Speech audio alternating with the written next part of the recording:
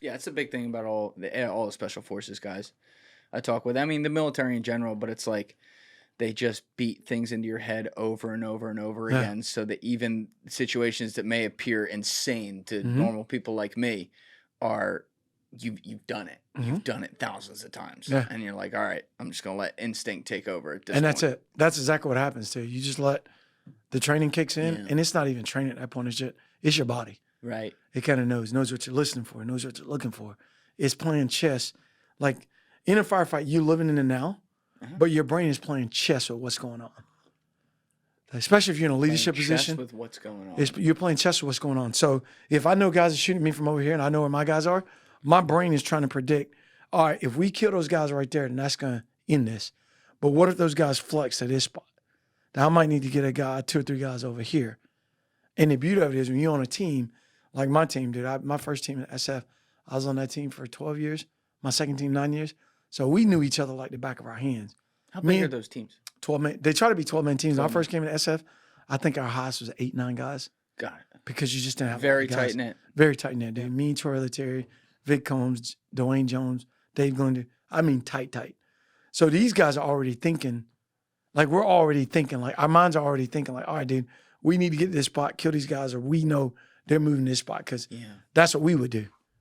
You know what I mean? So you're already moving to it. So you're already thinking like the guy to your left and right. So you don't have to say much. You just kind of, we always said, let the guns do the talking. I like that. Let the guns do the talking. Let the guns do the talking. Yeah. Yeah. Okay. And as a matter of fact, I might have been pull up something on the internet. It's called A10 Saves My Life. A10 Saves My Life? Yeah, A10 Saves My Life. It pulls it up. And you'll see me on the radio here. We're in a firefight, and we got in there's a close ambush right there. That's it. And if you scroll towards the end, like it's a near ambush. It says 1520 Sergeant. Now, when was this from? This was in 2014, 15, I think. That's Rusty on the gun right there. My boy Rusty Cotterman. Rusty's my dude, man. He's a good dude.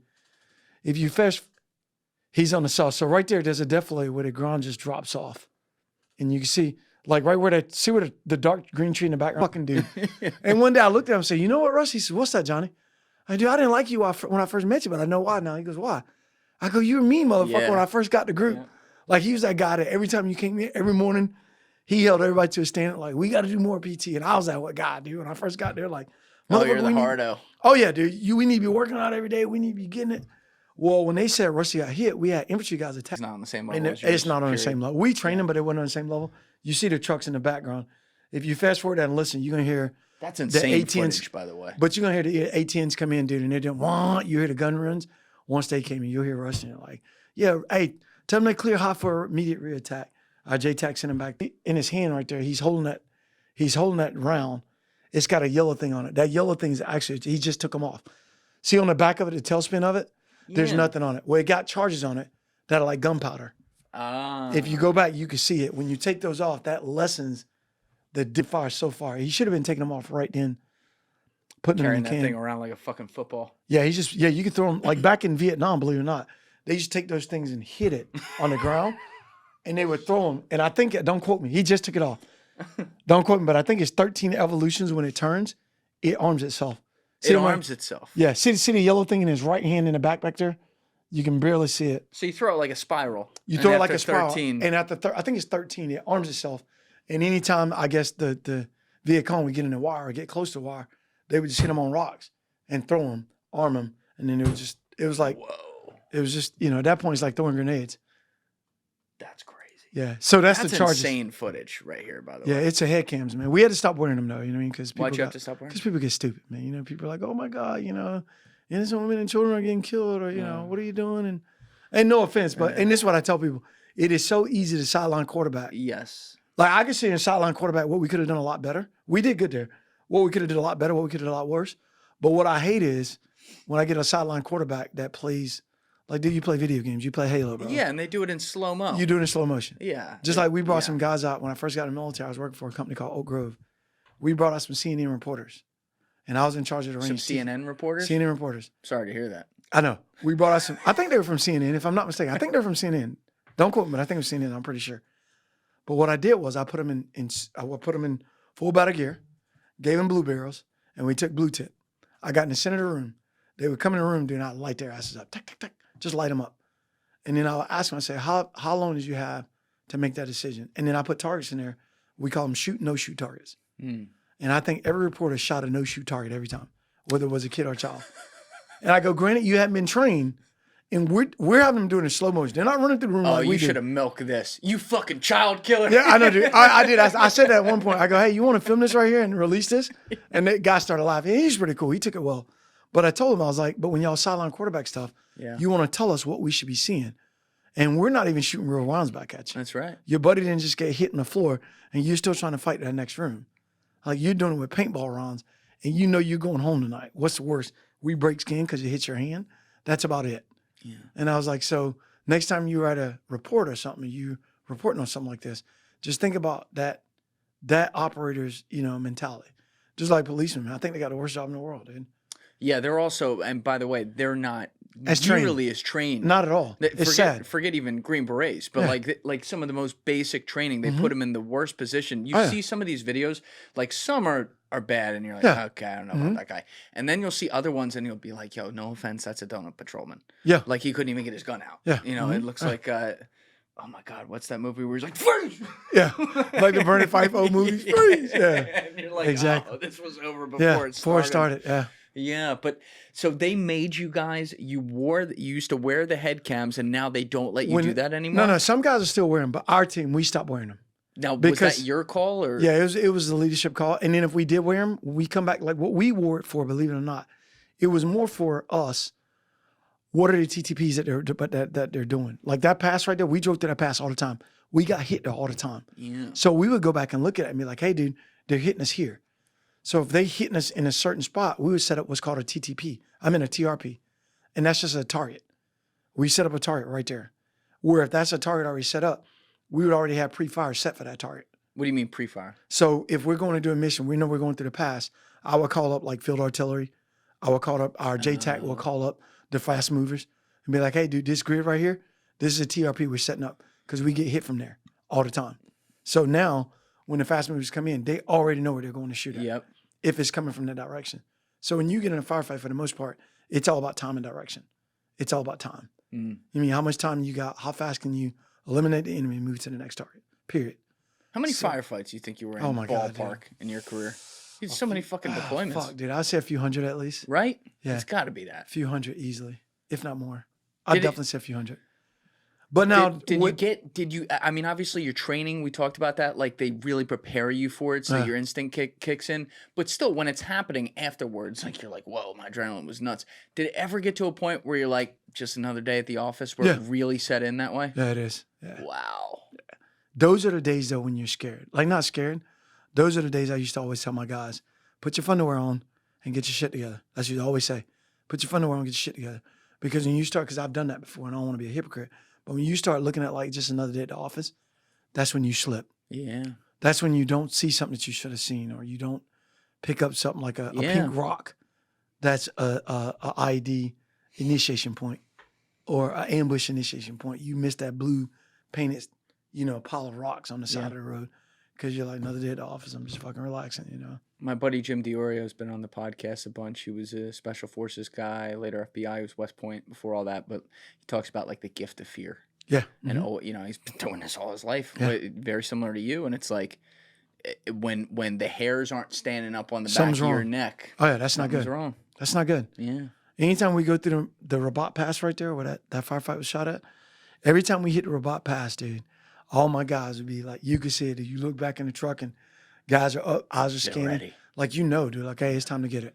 Yeah. Just like in the Maroof Valley in Afghanistan, you knew, like, hey, dude, you go in the Maroof, you get in that firefight. That's the Wild Wild West.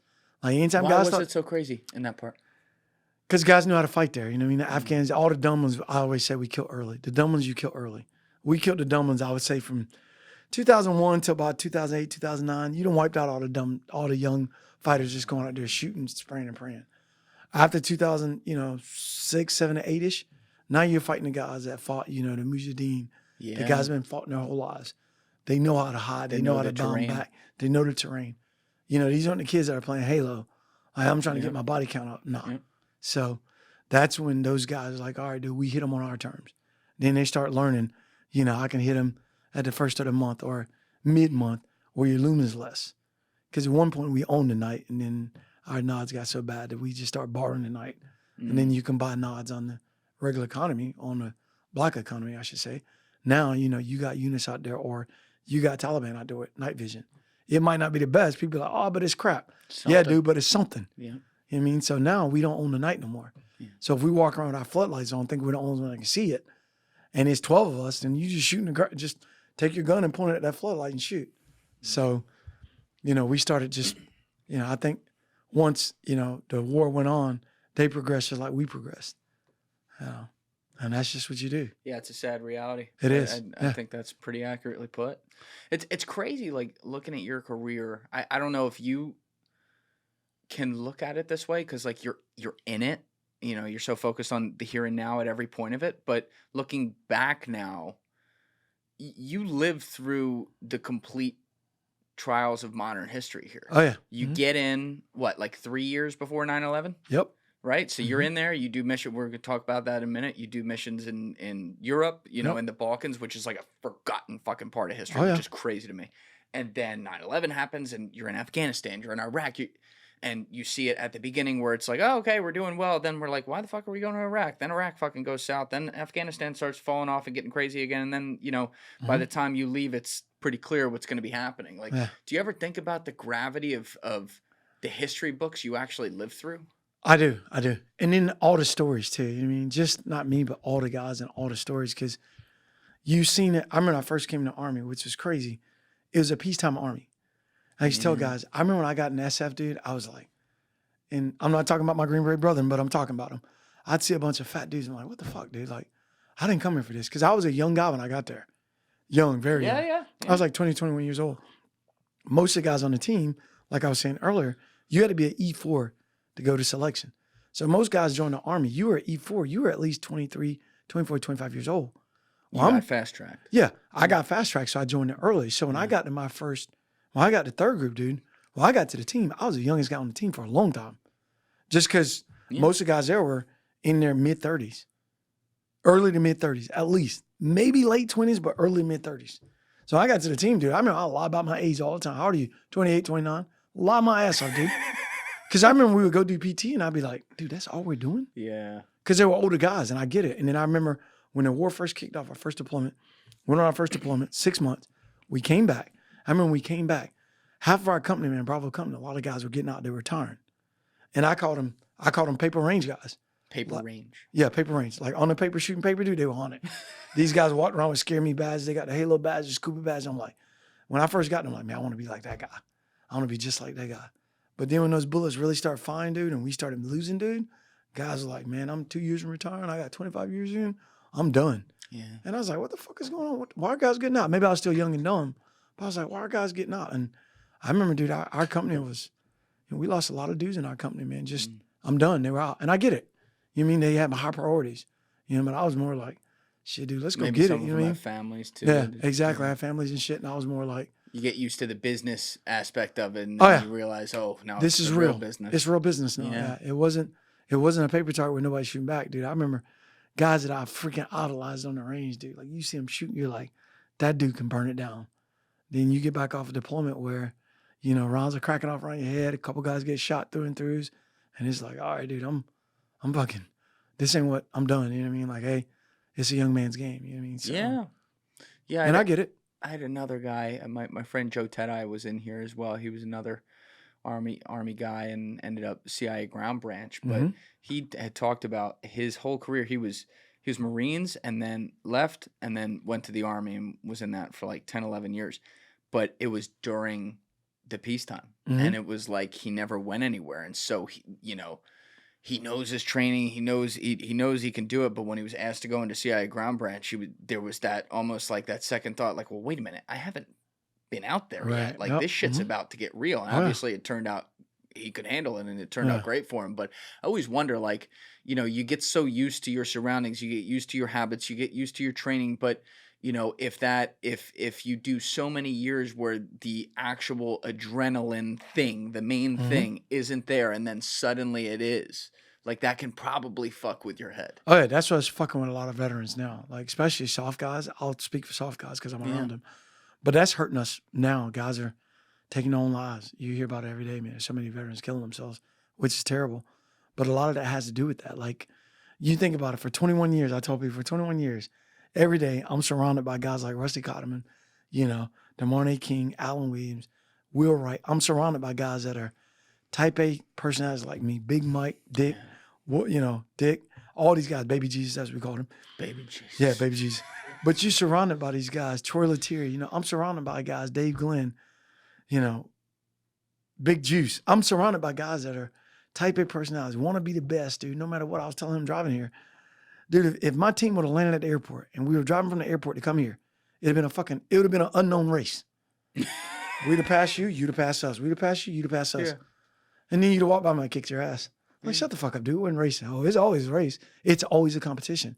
So when these guys are living like that and you've been at war for 2 decades, now all of a sudden you pull these guys out of this.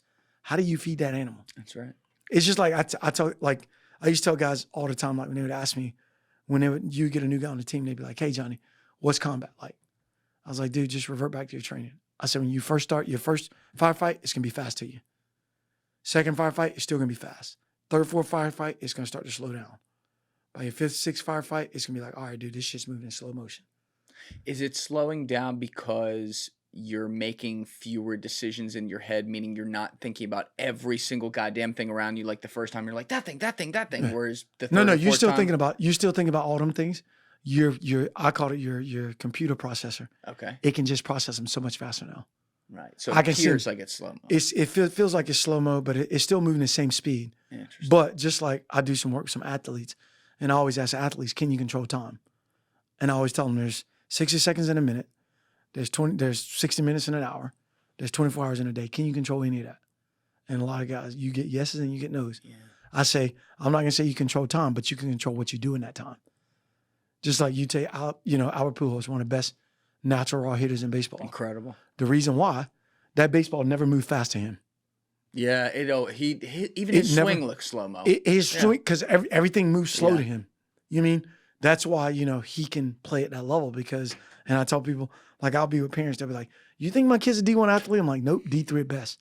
How can you say that? He's 14 years old. I go, because at 14 years old, that game's fast as fuck to him. Yeah. Hey guys, if you haven't already subscribed, please hit that subscribe button. It's a huge, huge help. Thank you. And the difference between D3, D2, and D1 is the speed of the game. And if it's already fast him at D3, D2 is going to swallow him. D1, he'll never excel. So send him to a JUCO, let him get, that speed of the game. Mm. If his body can actually pick up the speed of the game and be faster, send him to D2 or D1. Crazy, you can see that at 14. You can see it at 14, dude. Yeah. See it at 14. And it might be something as simple as my son was a phenomenal baseball player. I hit him a ground ball one time. He was probably 12. And he went to field it like right here, but he caught it right here. I looked at my ex. I go, did you see that? She goes, see what? I go, did you see that? She goes, see what? I go, right there. He just showed you had it. He missed it. And my ex goes, what did he do? And my son goes, Mommy, I just tried to field a ground ball with my hand with the glove, and he hit a rock. Here's a rock right here. And I caught it with my hand. And he picked it up and threw the rock up. Mom, I'm Spider-Man. And I told my wife, I said, first off, he saw the ball, he saw the glove, and he saw a fucking rock. And he caught the ball with his bare hand. I go, you can't teach that. Yeah. You can't teach that. Fast processing. But he was processing since he was about 8 because I was training him. Dude, he used to go to, we got Thor, which is our gym. He used to go in there and work with our trainers. It's called Thor? Thor. That's the name. I like that. Yeah. But he would go there and we got these reaction boards on the wall where you would do Yeah. little buttons. He's been doing that shit since he was like this old. So I'm like, your reaction time should be good. You've been training since you were, right. 6 and or you get 'em 7. young. Yeah. Oh, yeah, dude. And he would go work out with our trainers. I would go to work and he would go to Thor. Yeah, my friend Luisa Nicola, she's been on the podcast, episode 230, but she's a neurophysiologist. Nice. So she works with everything from like extremely high level, like billionaire executives to pro athletes. Yep. And obviously you're 100% right. It's way easier to teach this stuff when you're young. Oh, yeah. But she'll work with guys who are, 27, 28, 29, or executives who could be in their 40s. And she does all this stuff with them to improve their reaction time and build.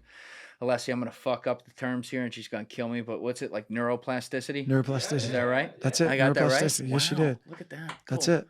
But like you see some guys, Albert Pujols is a great example. When he was in his prime, that was the best baseball player I've ever seen. There's just some guys where it just looks different. And you're like, you just know. Like there's something there. Like when there had to be a day when they were a teenager, in his case, playing pickup baseball or playing in some game where he realized, oh shit, not everyone else can do this? See, I think the great ones like Albert Pujols, they never notice it. Never? I don't think he ever. I think for a person like Albert Pujols or guys that are in combat or are soft guys, I think you're great operators. They never notice that because they want to keep you're hungry. Like I'm always hungry. Yeah. You know what I mean? Because I think once you notice it, you're at the top. To stay at the top, if you never notice that, you're always hungry. You know somebody could be better. But once you realize that, it's like, all right, I don't have to practice that hard. I'm not going to say they don't notice it. I think that when they notice it, it'd be great, like Michael Jordan. He knew he had another gear. He knew, like, I can turn this on in for a quarter. Yeah. I can score 15 points. But what him and Kobe did was they kept practicing. That's right. They kept practicing. That's right. They kept practicing. They trying to, perfect their craft.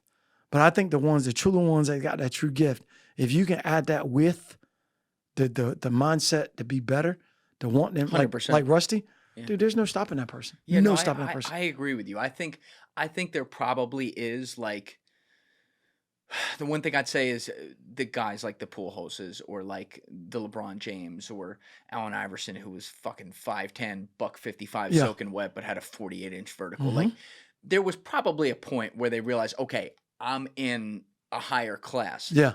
But the reality is, and I could say the same thing about the military, when you're playing at the tier 1 level or whatever, there's a lot of other motherfuckers that have that natural ability too. So you better be on it because they're going to be better than you are. Yeah. And you're going to be on the bench. Yeah.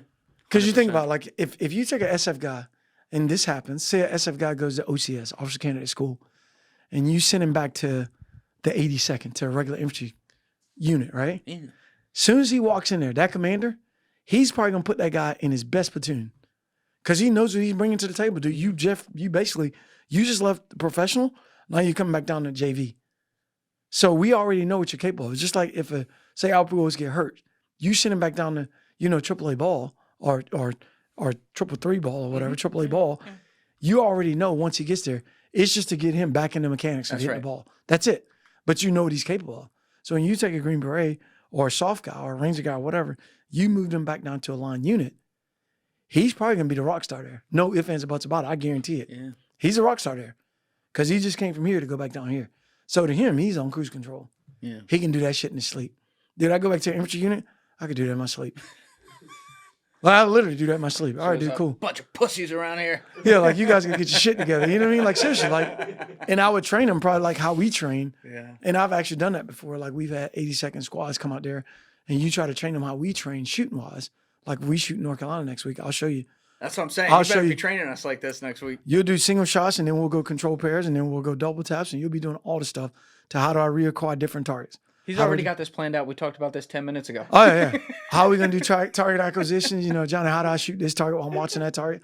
All that stuff, dude. Yeah. So I remember we trained some 82nd guys, and I started showing them that.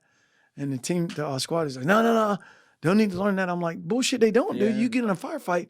If you're already putting 2 rounds in that guy, my eyes should be transitioned to the next target, period. Put 2 in him, now go back to him, now go back to him.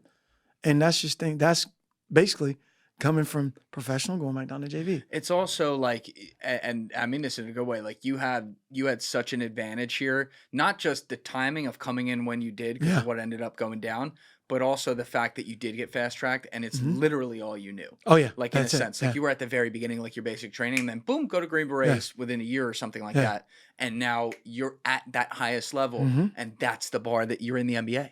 Yeah, and you can't come down from that. Yeah, and guys, you talking about just like right now, I run ultras, I run marathons, and guys are always saying like, "Why are you always running?" I'm like, "Dude, what if some shit pop off tomorrow, bro?" Like, like seriously, like what if something happened tomorrow? You know what I mean? Like you never know. I'm ready. We was talking about on the subway. Dude, something pop off and dude jumps out of the subway and takes off running. You fucked up, dude. I'm old, but I can still get it. I'm going to run your ass down. You know what I mean? Run you down, put hands on you, and you're like, hey, I got him right here. Come on in here. You know what I mean?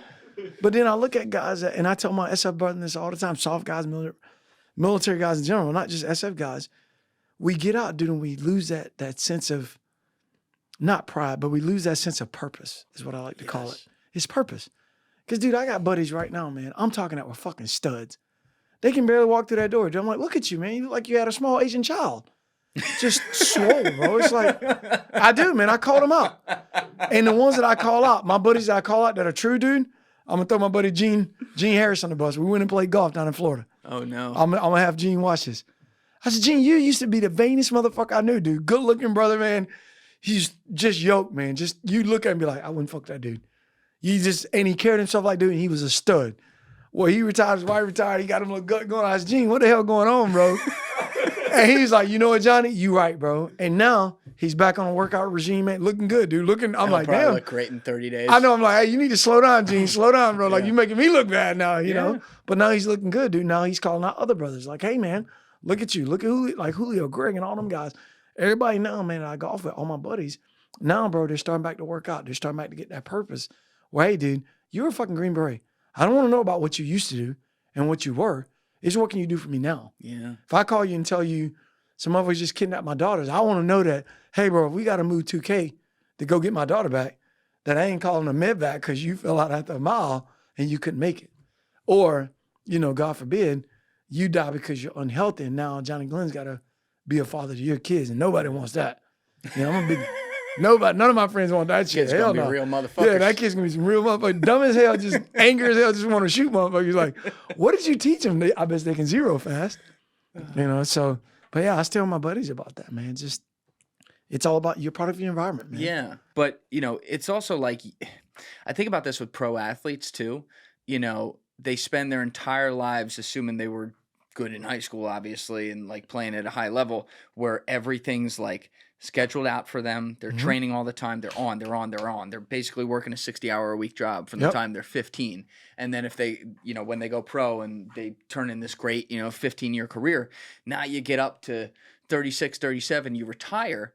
The only thing you've known for more than half your life is this schedule and this constant move. And now suddenly it's like you might have millions of dollars or something, but you're like, what do I do with it? What the fuck? Yeah. Yeah, and it's the same for you guys in the sense that they're not paying you millions of dollars, unfortunately. Yeah. But like you're going home and every day, especially if you were in a wartime era, there was some sort of overhanging idea of life and death and just the man beside you. And you're in these really tight-knit, in your case, like, you know, 10, 12-man teams. Yeah. You're going all these places. You're doing fucking 15 deployments everywhere. And now it's like, I'm going to go play golf to it. Yeah. Like, that's got to be tough. I'll tell you what, and it's funny you said that because the military is getting it right. And, you know, I'm a member of Team Red, White, and Blue, and we'll get into that. But we're about to run and fly across America. But anyways, we'll get into that later. But what I like about Team Red, White, and Blue, what they're doing is just like Task Force Dagger, Green Beret Foundations, they're getting like-minded people around each other. So like I was telling you earlier, if you get a bunch of Green Berets in a room, you give them a test or soft guys, you probably can get the same answers. So in other words, we speak the same language. So where I think the military in general, all these nonprofit organizations for the most part, where I think they were getting it wrong was they were sending us all off to get fixed. Hey, send this guy to get psychedelic treatment. Send this guy to talk to his best doctor in the world. Send him to go get his brain fixed. Send him to go get TBI. Well, the sad part about it was you sending this guy to all these places to get fixed. Then he's coming right back to an environment that he knows, an environment that's toxic to him. And that environment usually is his wife and kids. Not that his wife and kids are toxic. It's just that you just send him off and he's fixed. Now he comes back and he walks into a room. I did it with my ex. You walk into a room, you think you're all fixed. Now she's just poking the bear. She don't know the things that trigger me, but she's going to poke the bear. Now before you know it, I'm pissed off at her for no fucking reason other than she poked the bear. But what they're starting to do now, which I like, is they incorporate, if we're sending Johnny motherfucking Glenn off to get help, his wife and kids are going with him. That way they see, you put them in a room and they understand like, hey, reason why dad's checking the locks 3-4 times a night, because he don't want no help from y'all. It's not that he's paranoid. Stop saying he's paranoid. He just want to make sure, hey, dude, let me double check, recheck. Because guess what? I don't have Rusty Cotterman laying in the room next to me. Right. I don't have Alan William in the truck laying next to me. Will Wright's not on security right now. Dick Wolf's not in the truck, you know, monitoring the radio. So guess what? It's just me now. So now I got to make sure those locks are checked. I got to make sure those windows are locked. I got to peep in your bedroom and make sure you're fine. People out the window, make sure nobody's driving through the neighborhood acting crazy. They've never seen the Hills of Tora Bora, they've never but seen, you have. And I have. Home. And you bring it home. And so, and then for the military to think that, and that's what kills me about the military. They want, you know, and I got into it with my commander one time. I had a guy that was about to get a DUI, and I went off on my commander about they were going to give him a DUI because he went to a club, he partied all night, went to sleep in his truck. Cop pulls up, he's got a cop running, got his car running. Cop tries to give him a DUI. Well, they end up giving him a DUI, but he beat it. And I told my commander, he did everything right, dude. He did everything right. Yeah. He's sitting in his truck, sleeping it off. That's a crazy rule. He did everything Yep. right. Did everything right. And I was like, if you didn't get that guy a DUI for that right there, you might as well fire my whole team because we're walking out. We're done. Yeah. And you're about to lose about $12, $13 million. My cousin had that happen to him. Yeah.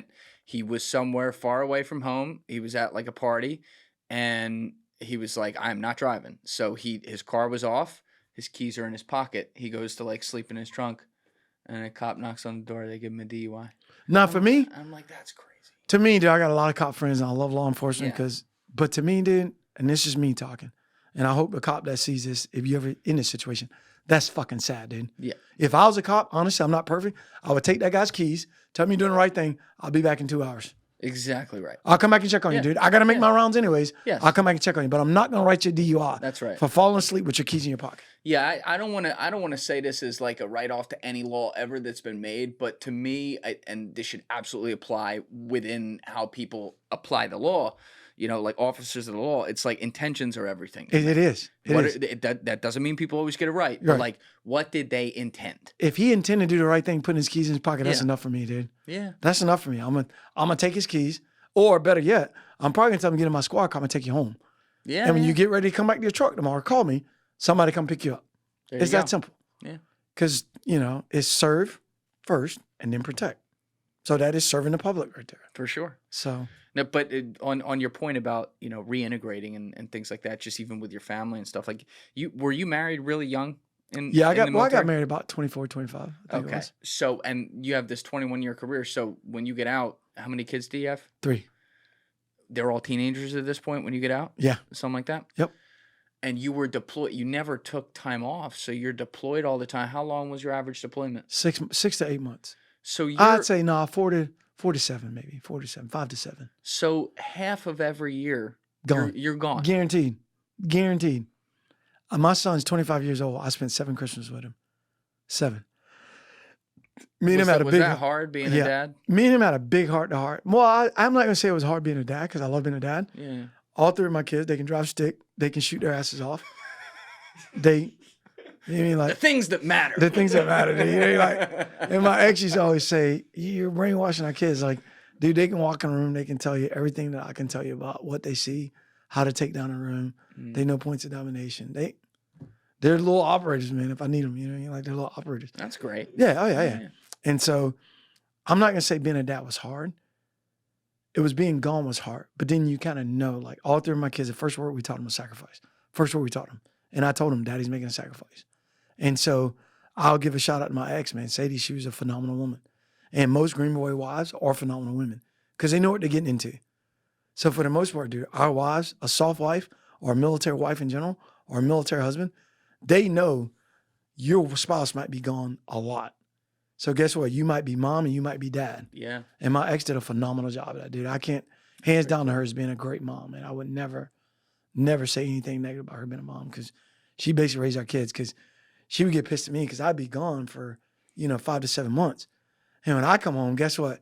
Daddy's the best because kids want to stay up to 9, fuck it. They want to stay up to 11, Yeah. fuck it. You know what I mean? Ain't no curfew. She looks like the bad guy. Yeah, I'll take you to school. Yeah. You miss a day of school, don't worry about it. That's why we're seeing this private school. We're going shooting tomorrow. She be like, what y'all do today? Oh, Daddy took us shooting. Daddy took us shooting. She be like, they missed school today. I will write them a note. They're fine. Because I'm like, hey, I've been gone. And you It's wanna time for spend me to time get with my them. time. I get it. Yeah. And then, and she'd be like, no, you can't do that. Or I'd come home and mess up her routine. I'm supposed to take the kids. I take the kids. I pick them up this time, pick them up this time. She'd be like, no. I got a routine set up. Yeah. Don't mess it up. Like, dude, she cursed me out. I mean, yelled and cursed me one time for going to pick Tyler up from school one day. Because, of course, she knew 3:30 I'd go pick him up at school. Well, I get off. I leave the team room that day at like 12. I'm going to get T-Bone. We're going to hang out. I go pick him up. She go to work. It's my son. Like, this is my kid. She go pick him up, and she's freaking the fuck out. Do you have Tyler? I'm like, yeah, he's right here with me. What's the Yeah, I problem? picked him up at 12:30. Yeah, what's the problem? Principal's tied up in the back. Yeah, exactly. She's like, well, you picked him up at 12:30. I was like, the principal actually told me after 12 o'clock, they're considered present. So, dude, I pick my kid up 12:10 all the time, dude. 12:10, 12:15. Oh, my God. Let's go, big guy. You're present. Oh, that's You got 10 absence. We're going to get all 9 of those.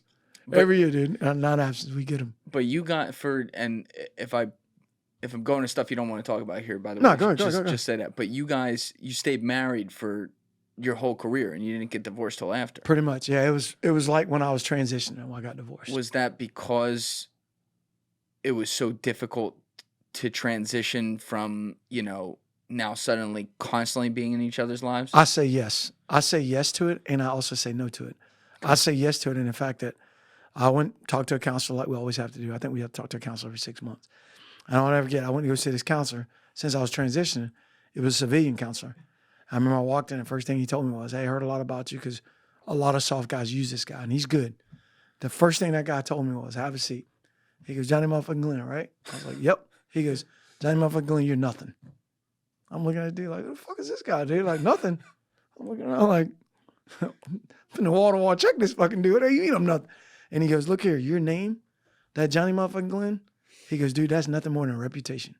He goes, you're a father, you're a son, you're a brother, you're a loved one, you're an uncle. And dude, he went to saying this shit to me. I'm looking at him, I'm like, okay. He said, so now what I want you to do is put Johnny motherfucking Glenn in a little box right now. Because what you got to do is be a husband. You got to be a father. You got to be all these things that you haven't been over the years. And dude, when he told me that, man, it hit me like a fucking brick. It hit me like somebody punched me flat in the fucking face. And I was like, holy fuck, doc. Like, how do I be those things? I haven't been those things, you know what I mean? I feel like I was a great dad, but was I truly there? Fuck no. I was going all the time.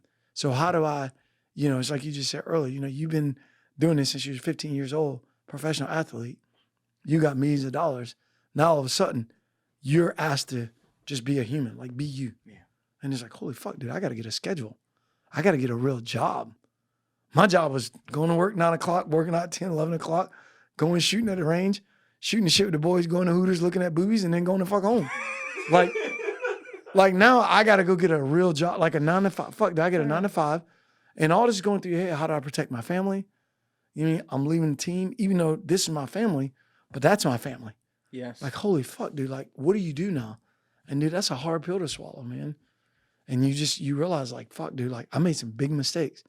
Then you go back and you try to tell people like, hey, I fucked up here, I fucked up there. And the sad part about it is, with a soft wife, they know how you're trained too.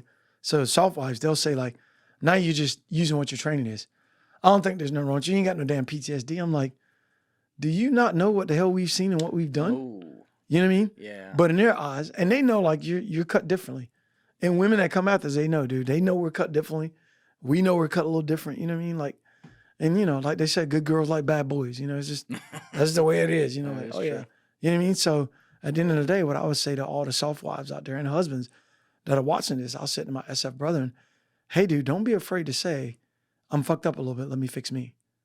Because we're always facing out. Sometimes we got to face in and look in the mirror and say, hey, yeah, dude, I'm fucked up.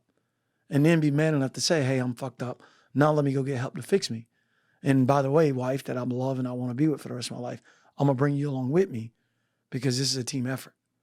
And if we do that, I think that, I think we'll cut back on the suicides. We'll cut back on the divorces. Because guys got to have purpose, dude. Yes. In the military, bro, I had purpose. I had 12 motherfuckers that was competitive. Well, that's the thing. You have such the highest degree of purpose. It's life and death purpose that's every it, day. yeah. You can't re-simulate that. Mm-hmm. And you can't shortchange that. No. You can't say, hey, dude, I'm going to take a day off and I'm going to go to the range and I'm just going to blast this ammo. No, motherfucker, I'm going to shoot this shit because we're leaving in a couple months. I'm not going to be that guy. That's right. Hey, I'm going to run on Saturday and Sunday. Hey, I'm going to do this because I need to be at the level of Rusty Cotterman. I need to be at the level of Will. I need to be at the level of DeMarney. I need to be at the level of Stacy. I need to be at all these guys' level of Big Mike. Because if shit goes down, I want them to know they can fucking count on me. Right. You know what I mean? So, and that's the way you look at it. And life's the same way. You know what I mean? If you view your kids the same way like I view my kids now, they're my teammates. You know what I mean? I want to be there for them. I want to live long for them. I want to make sure when they come to me for a problem, I got a good, sound judgment answer, not like, oh, fuck it, blow it up. Now it's like, all right, I'm an adult now. You know what I mean? It's like, no, Tyler, maybe, man, you should be thinking about this, or let's think about this. Your career is going here. What about this? I'm thinking for them, like, all right, now I need to think. But it took you time to get to that point. You had to get to that point, yeah, because dude, we're just a bunch of, I hate to say it, soft guys and military guys, we're just a bunch of immature kids, man. We're just a bunch, you think about it, dude, we got a bunch of guns around us. We're shooting all the time. We're in shape. And dude, you just want to fucking party. You just want to tear shit up. Like, that's what you want to do. So now all of a sudden you got to come back, you got to cut fucking grass, wash the car, go get state inspections on the car, really? Yeah. It's like, fuck, dude, this is work. And boring. Ain't boring. Like, this is boring. I'm going to go sit at DMV for 2 hours. And then the whole time at the DMV, I'm sitting there like, dude, I can make this so much more proficient.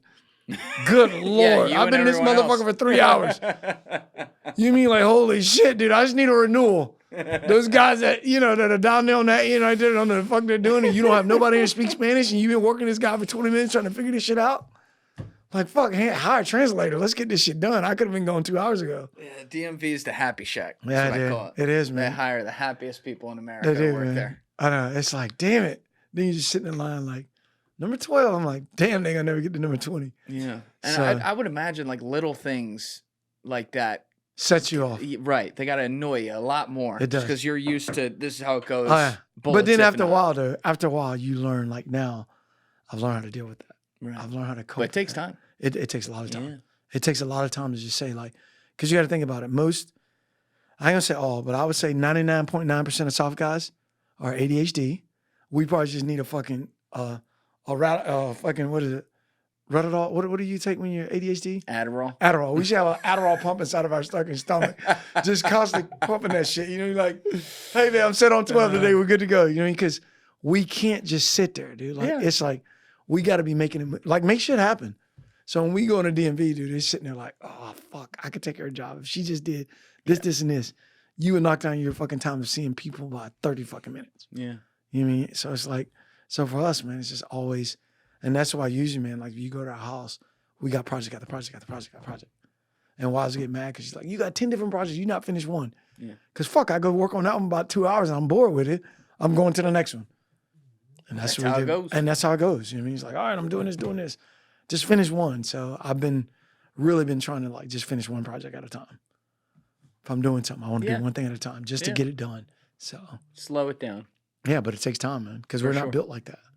We're not built to go solo. Was it like when you come home and your career turns off, and we're going to come back to the beginning of Johnny's career soon. I just want to go through this tangent right now. Is it kind of like the only way you would ever experience marriage and the relationship was when you were on, which means you're gone half the time and you have this purpose.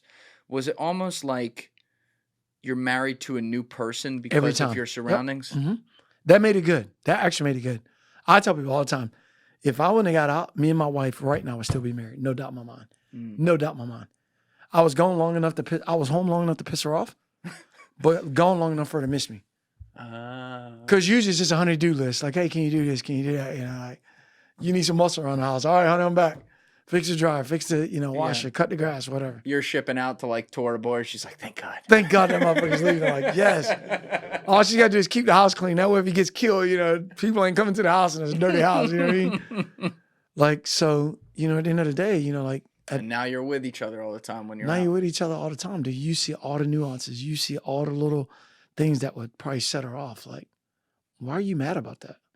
Like, why are we been here? Why are we waiting this fucking line so long? Where's our food at? You sitting there ordering to eat. It's like, we ordered 10 minutes before they even got here and they got their food before we did. You ever feel like you don't know each other? Was a lot, yeah. Because there's two different yous. You know what I mean? Like, if you look at all of the tests of soft guys, somewhere in there, dude, I guarantee you're bipolar or close to it, and you're borderline psychopathic. I guarantee it. Whether they want to admit it or not, like all those tests we took, I can tell you right now, you're borderline psychopathic, and you're definitely borderline, you got to be. You're borderline bipolar. Because who in their fucking right mind would say, I'm going to go storm that building and somebody's shooting at me? No fucking body in their right mind. It's fucking stupid, dude. My guys rush to be like, hey, John, I'll beat you there. Now it's a competition. You know what I mean? So that's interesting. But that's just the way you're designed, dude. Yeah. And they're looking for that. Yeah, we've had this conversation before with some of the CIA guys that come on and they've all concurred. Like, you use the word psychopath right there. That makes sense for what you're doing, which is knocking down doors, more brute force shit.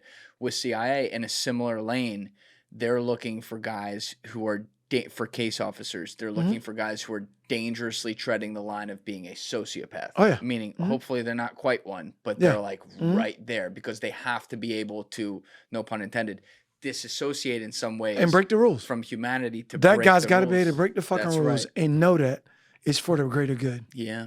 You know what I mean? We do it all the time, dude. We call it the gray area. And you get the gray area. You got black and white, and then I always tell people you got black and white. Johnny motherfucking Williams in the gray area.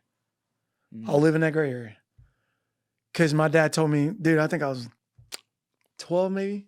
My dad said something that always stick with me. He had done something that he basically stole something one time. And I remember I told my dad, I was like, oh, you just stole that. He goes, shut up, boy. He says, let me tell you something. Sometimes the wrongest thing you'll do, I'll be the rightest thing you do. And sometimes the rightest thing you do, I'll be the wrongest thing you do. And I just looked at him like, the fuck does that even mean? As I got older, dude, and I got an SF, I know exactly what the fuck he means now. Because he was stealing something to give to somebody that really fucking needed it. Right.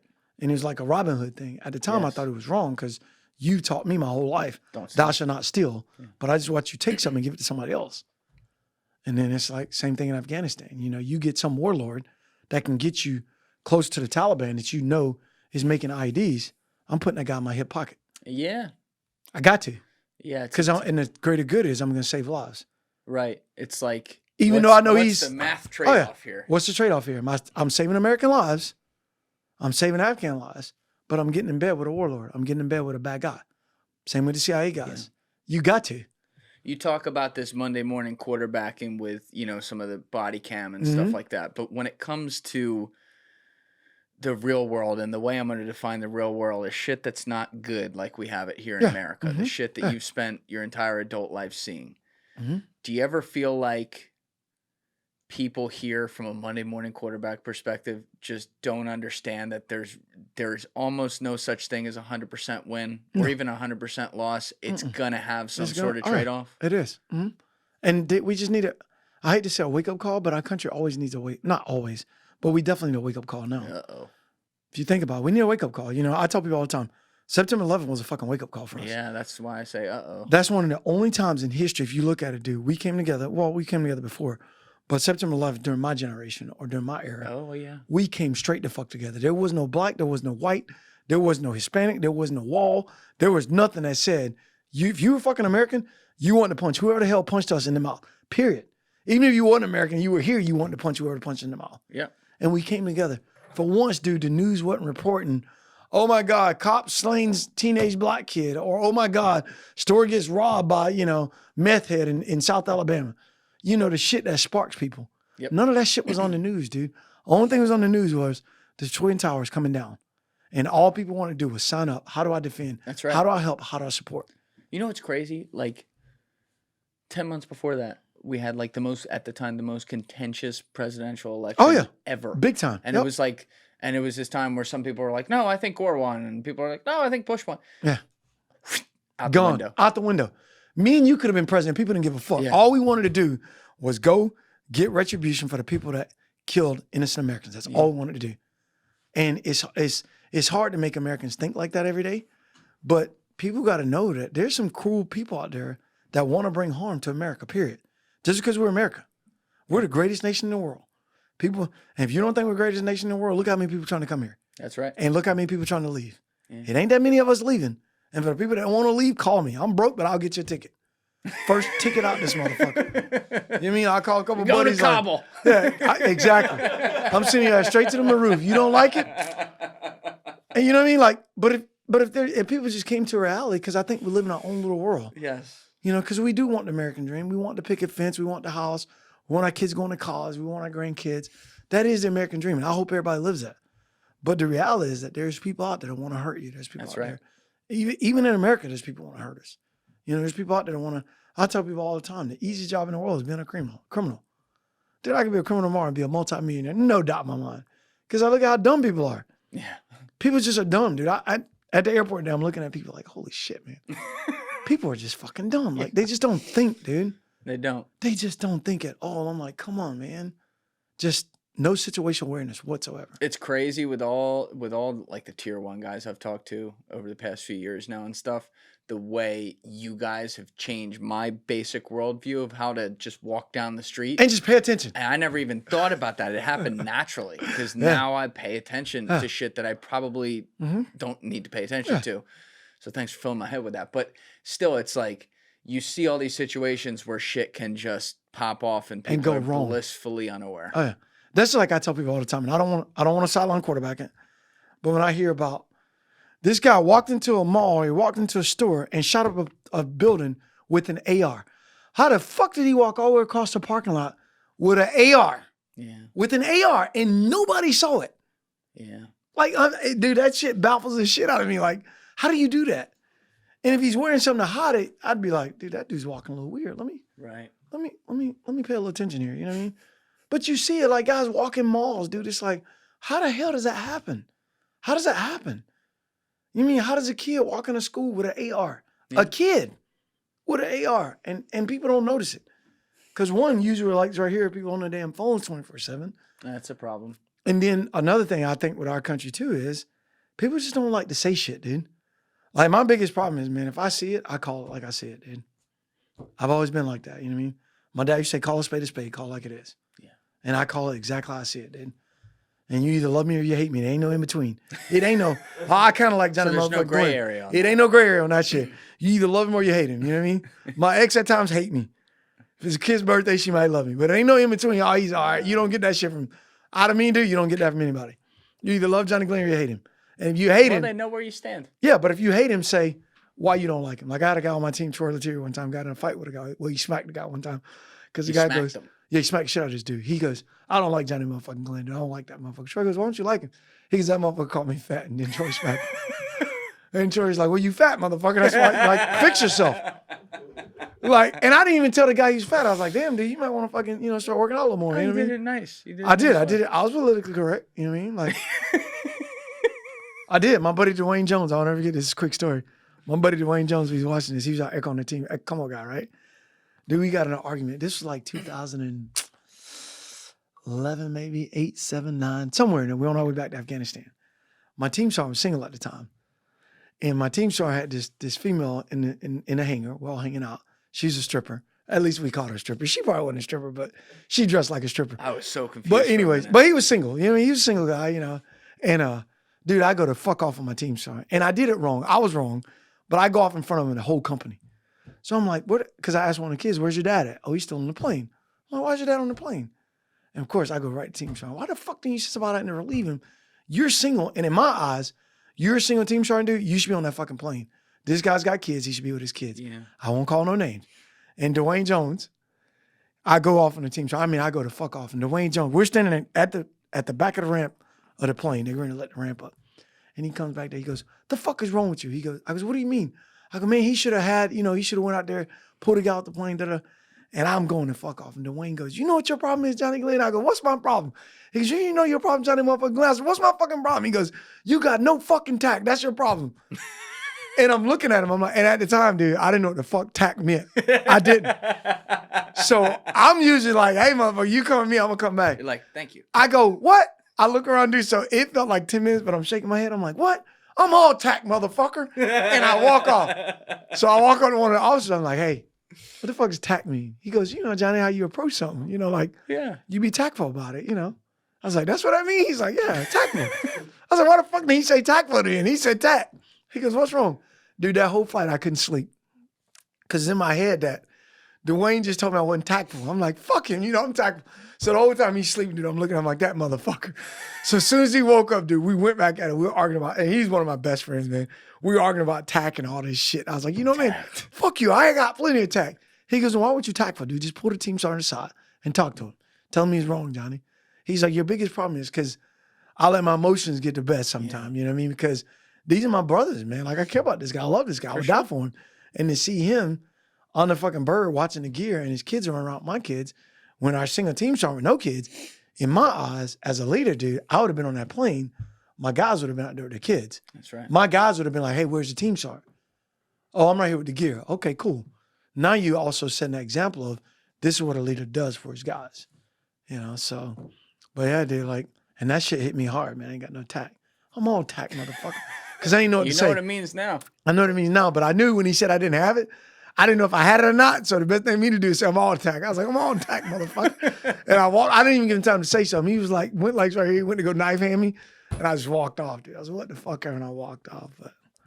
But yeah, dude, but that's what I think our country, I got off topic. But that's good. That's what I think our country needs, man. We need, and nothing as big as 9/11, but we just need a smack in the face every now and then to let people realize that you ain't living in that little bubble, that little safe, like that little safe haven. Like, people walk around like, I don't want anything to go wrong. Yeah. Like, no, dude, if it's wrong, just call it out. Thank you guys for checking out this clip. If you haven't already subscribed, please subscribe and hit the like button on this video. It is a huge, huge help. And if you'd like to check out this clip's full podcast episode, that link is in the description below or right here. And finally, you can follow me on Instagram and X by using the links in my description below.